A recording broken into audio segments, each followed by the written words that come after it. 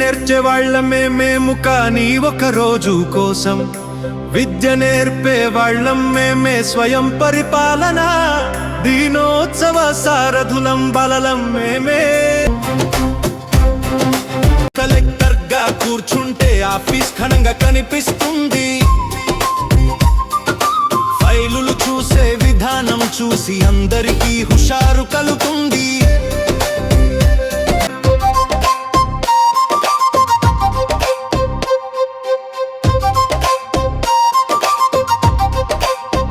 తెలుగు టీచర్ల మాటలతో మనసు తాకుతాం.